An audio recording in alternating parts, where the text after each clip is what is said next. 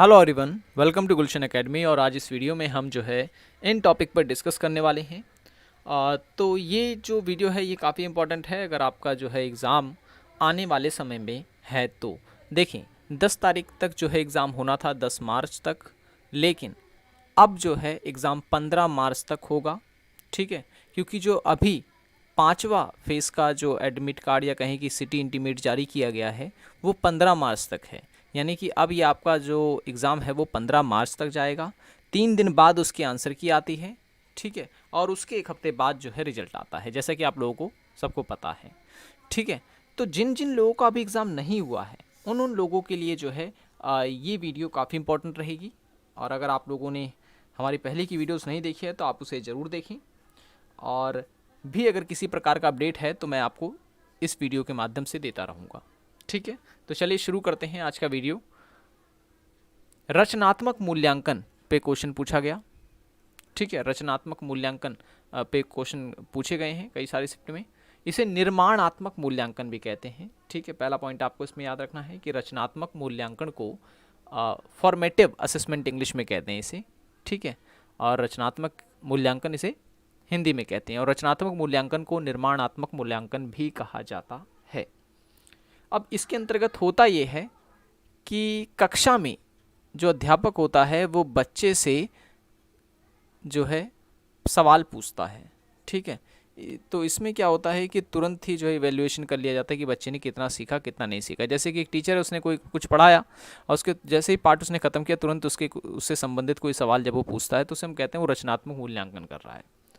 ठीक है, एक होता है योगात्मक मूल्यांकन। ठीक है, योगात्मक मूल्यांकन। अब ये मूल्यांकन जो है इस प्रकार के मूल्यांकन में होता है सभी क्षेत्रों का जो है मूल्यांकन किया जाता है। इसमें ना सिर्फ शिक्षा का बल्कि उसकी जितनी भी गतिविधियां होती हैं स्कूल से संबंधित वो सभी का अध्ययन किया जाता है और अंत में जो है उसका परिणाम बताया जाता है। और आपसे पूछ सकता है निदानात्मक, नैदानिक मूल्यांकन भी आपसे पूछा जा सकता है। इस प्रकार के मूल्यांकन में ये होता है कि जो बच्चा होता है उसकी समस्याओं का निदान किया जाता है। ठीक है, इस प्रकार के मूल्यांकन में पहले समस्याओं को जाना जाता है, फिर उसके बाद जो समस्या आ रही है उसका समाधान जब किया जाता है तो वो कहलाता है निदानात्मक मूल्यांकन। समाकल शिक्षा पे क्वेश्चन आपसे पूछा जा सकता है, अभी तक नहीं पूछा गया है समाकल शिक्षा। ठीक है, समाकल शिक्षा की जो अवधारणा है वो अरबिंदो के द्वारा दी गई थी, श्री अरविंदो के द्वारा दी गई थी। ठीक है ना, श्री अरविंदो। और आपसे पूछ सकता है कि प्राथमिक शिक्षा की अवधारणा किसने दी है। प्राथमिक शिक्षा की अवधारणा, तो प्राथमिक शिक्षा की अवधारणा दी है महात्मा गांधी ने। ठीक है, महात्मा गांधी ने प्राथमिक शिक्षा की अवधारणा दी है। और प्राकृतिक शिक्षा की अगर हम बात करें, प्राकृतिक शिक्षा की, तो इसका समर्थन किया है रूसो ने। और अनुभवात्मक शिक्षा की अगर हम बात यहाँ पे करें तो इसका समर्थन या कहें कि यह अवधारणा जो है वो जॉन डेवी के द्वारा दी गई है। ठीक है, समाकल शिक्षा की श्री अरविंदो के द्वारा या अरविंद घोष के द्वारा। और प्राथमिक शिक्षा की अवधारणा महात्मा गांधी के द्वारा। महात्मा गांधी की शिक्षा की जो सिद्धांत उसे नई तालीम कहा जाता है। ठीक है, नई तालीम। और उसके बाद प्राकृतिक शिक्षा की अवधारणा रूसो ने दी थी। रूसो का मानना यह है कि बच्चा जो है वो प्रकृति से जुड़कर ही जो है सीख सकता है। और अनुभवात्मक शिक्षा की जो अवधारणा है वो जॉन डेवी के द्वारा दी गई थी। नेक्स्ट है अनुसंधान के लघु रूप कौन सा होता है। लघु रूप तो आपसे पूछ सकता है, तो अनुसंधान का जो लघु रूप होता है वो समन्वेशी जो अनुसंधान होता है उसे कहते हैं। ठीक है, समन्वेशी अनुसंधान को जो है अनुसंधान का लघु रूप कहते हैं। इसमें क्या होता है, इसमें यह होता है कि किसी घटना के दो या दो से अधिक पहलुओं के बीच जो है वो रिलेशन यानी कि संबंध जो है उसको स्पष्ट करने का प्रयास इस अनुसंधान में किया जाता है। ठीक है, आपसे क्रियात्मक अनुसंधान पूछ सकता है। क्रियात्मक अनुसंधान, अब क्रियात्मक अनुसंधान जो है इस अनुसंधान में यह है कि किसी भी तत्काल समस्या का जो है समाधान इसके तहत निकाला जाता है। ठीक है, तत्काल समस्या का जो है समाधान इसके तहत निकाला जाता है। और भी कई टाइप के जो है अनुसंधान जो है मैं ऑलरेडी बता चुका हूँ आपको, जो मैंने हैंड रिटन नोट्स पे वीडियो बनाई थी। अगर आपने वो नहीं देखी तो आप उसे ज़रूर देखें।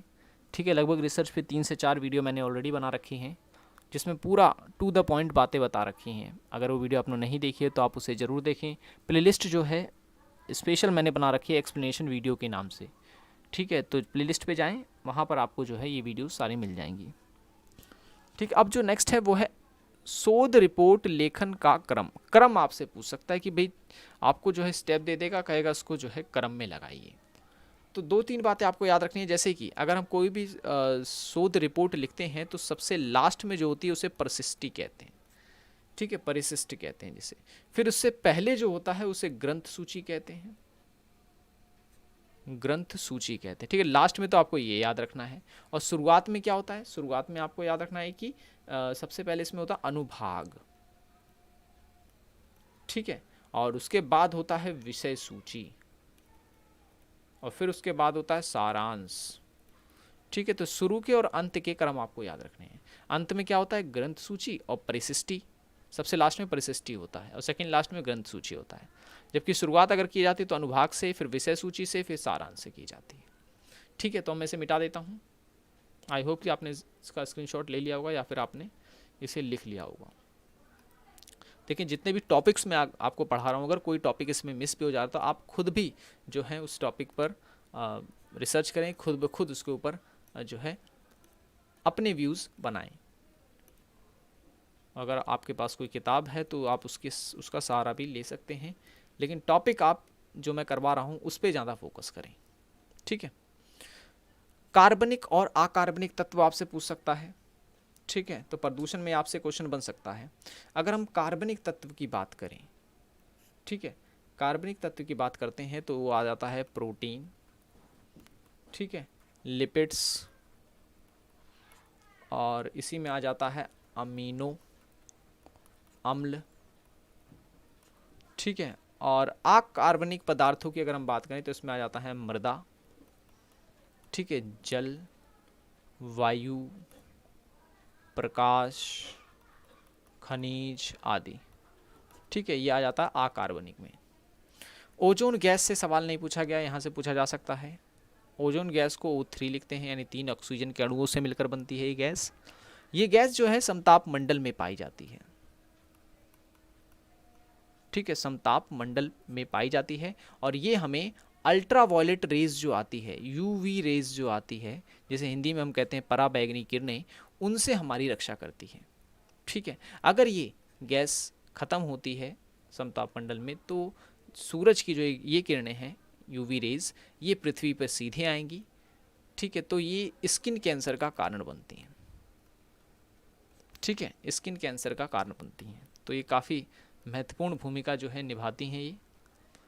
SDG इंडेक्स को तो आपको नहीं छोड़ना है, SDG इंडेक्स पे जो है आपको अच्छे से आना चाहिए।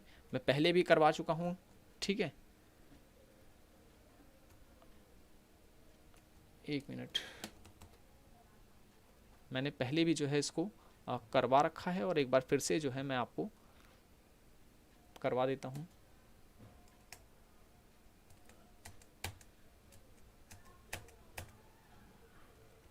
ये देखिए, SDG इंडेक्स 17 गोल्स हैं, सारे याद होने चाहिए आपको। एक बार फिर से, जैसे कि मैं बता रहा था आपको कि पहले जो है इसमें पॉवर्टी है, दूसरा जो गोल है वो हंगर है, तीसरा जो है गुड हेल्थ है, चौथा जो है क्वालिटी एजुकेशन, पांचवा जेंडर इक्वालिटी, छठा क्लीन वाटर, सातवां अफोर्डेबल एंड क्लीन एनर्जी, आठवां है decent work and economic growth, नौवां है इंडस्ट्री इनोवेशंस एंड इंफ्रास्ट्रक्चर्स, 10वां है रिड्यूस इनइक्वालिटीज़, फिर सस्टेनेबल सिटीज़ एंड कम्युनिटीज़, फिर 12वां जो है रिस्पॉन्सिबल कंजप्शंस एंड प्रोडक्शंस, 13वां है क्लाइमेट चेंज, ये सुपर इंपॉर्टेंट है 13वां, इसे आपको याद रखना है। 16वां है life below water and life on water जो है 15वां है। 16वां है peace justice and strong institutions. 17वां है पार्टनरशिप फॉर द गोल। ठीक है, ये लास्ट है 17वां। ये 17 गोल्स हैं जो 2030 तक जो है पूरे करने के लक्ष्य रखे गए हैं इसमें। ठीक है, तो SDG इंडेक्स को और भी जो है आप बारीकी से पढ़ सकते हैं और किसी भी तरीके से आप इसे याद रख सकते हैं। DI अगर आप सॉल्व करना चाहते हैं या जो मैथमेटिकल रीजनिंग से जो क्वेश्चंस आ रहे हैं उनको सॉल्व करना चाहते हैं तो 3 टॉपिक पर आपकी पकड़ अच्छी होनी चाहिए। पहला है परसेंटेज, दूसरा है रेशियो, तीसरा है लॉस एंड प्रॉफिट। ठीक है, प्रतिशत, अनुपात और लाभ और हानि, और एलसीएम भी आपको आना चाहिए, एलसीएम एचसीएफ। इस टॉपिक पर अगर आप की पकड़ है तो आप DI में और मैथमेटिकल रीजनिंग के कोई भी क्वेश्चंस मिस नहीं करेंगे। ठीक है, अगर आपकी पकड़ पे नहीं है तो आप DI जैसे सवालों को नहीं सॉल्व कर पाएंगे, क्योंकि DI जो है वो इसी पे बेस्ड आ रही है। ठीक है, तो अगर आप चाहें तो इसकी वीडियोस जो है हमारे चैनल पे पड़ी हुई है, आप उसे देख सकते हैं। और मैंने कॉन्सेप्ट भी एक्सप्लेन किया हुआ है और साथ ही साथ इस वीडियो में बता भी रखा है कि किस तरीके से सवाल जो है एग्ज़ाम में पूछे गए हैं और उनका सॉल्यूशन भी बता रखा है। तो वो वीडियोस आप देख सकते हैं, लिंक डिस्क्रिप्शन में है, वहाँ पे क्लिक करके आप देख पाएंगे। ठीक है, तो आज की वीडियो में इतना ही। आई होप ये वीडियो आपको पसंद आया होगा। वीडियो पसंद आया तो लाइक करें, चैनल को सब्सक्राइब नहीं किया तो ज़रूर कर लें। मिलेंगे नेक्स्ट वीडियो में। Thanks for watching this video.